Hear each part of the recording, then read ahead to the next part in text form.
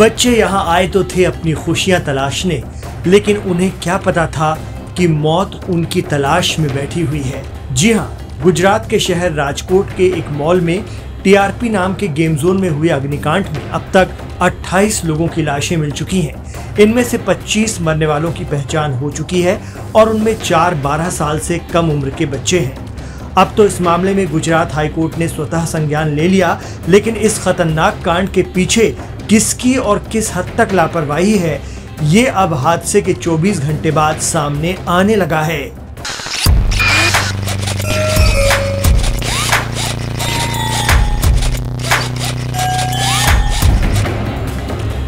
आप देख रहे हैं लाइव हिंदुस्तान। शनिवार 25 मई 2024। जबरदस्त गर्मी। ऐसे में राजकोट के एक मॉल के गेमिंग जोन में सब कुछ रोज की तरह चल रहा था। गर्मी की छुट्टियां चल रही थी, जिसके चलते सीजन पूरे उफान पर था। लेकिन गेमिंग जोन में आग की एक चिंगारी ने देखते ही देखते भयानक रूप ले लिया। आग लगते ही अफरा तफरी मच गई। घटनास्थल के वीडियो और तस्वीरें सामने आई हैं, वो रूह को कपा देने वाली हैं। देखते देखते बच्चे मौत के मुंह में समा गए। गुजरात हाईकोर्ट की विशेष पीठ ने रविवार 26 मई को राजकोट के गेम जोन में आग लगने की घटना का स्वतः संज्ञान लिया। न्यायमूर्ति बीरेन वैष्णव और देवन देसाई की पीठ ने कहा कि प्रथम दृष्टया ये मानव निर्मित आपदा थी। इस तरह के खेल क्षेत्र और मनोरंजन सुविधाएं सक्षम अधिकारियों से आवश्यक मंजूरी के बिना बनाई गई हैं। हाईकोर्ट की बेंच ने अहमदाबाद, वडोदरा, सूरत और राजकोट नगर निगमों को तलब करके ये बताने को कहा है कि अधिकारियों ने कानून के किस प्रावधान के तहत इस तरह के गेम जोन बनाने और संचालित करने की परमिशन दी। बताया जा रहा है कि गेमिंग जोन के पास ना ही फायर एनओसी थी और ना ही सेफ्टी का कोई सही तौर तरीका। यहाँ तक कि गेमिंग जोन के अंदर फायर एक्सटिंग्विशर को एक कोने में प्लास्टिक में लपेट कर रखा गया था। अगर इसका सही इंस्टॉलेशन किया गया होता तो इस अग्निकांड को बढ़ने से रोका जा सकता था। मीडिया रिपोर्ट्स की माने तो 2021 में बनाए गए इस गेमिंग जोन में फायर एनओसी के लिए एप्लीकेशन तक नहीं लगाई गई थी। वहीं गेमिंग जोन के अंदर 1500 से 2000 लीटर डीजल भी रखा हुआ था, जो जनरेटर के लिए था। इसके अलावा 1000 से 1500 लीटर पेट्रोल को भी स्टोर करके रखा गया था। ऐसी भी खबरें हैं जो कार रेसिंग के लिए था। गेम जोन का स्ट्रक्चर लकड़ी और टीन शेड पर खड़ा था। कई जगह रिपेयरिंग और रिनोवेशन का काम भी चल रहा था।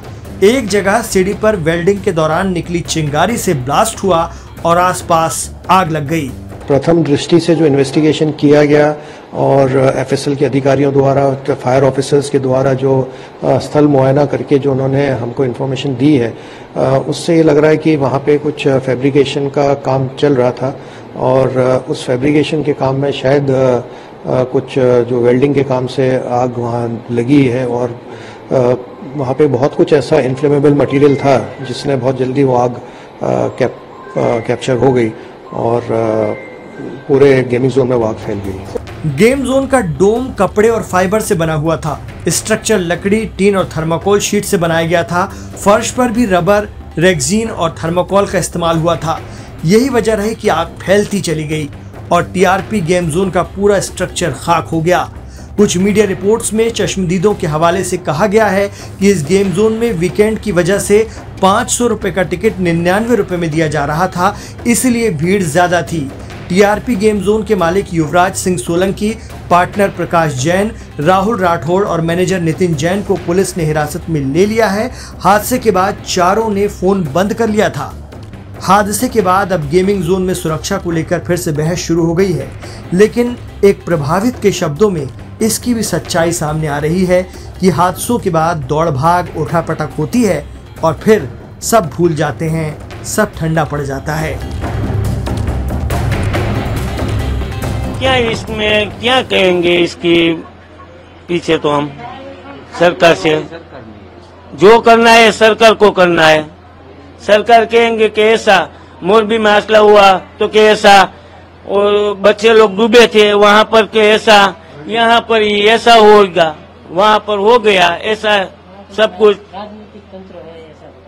ढक जाएगा, 10 दिन चलेगा। जिसका परिवार में से लोग गए उसको याद आएगा, सब भूल जाएगा।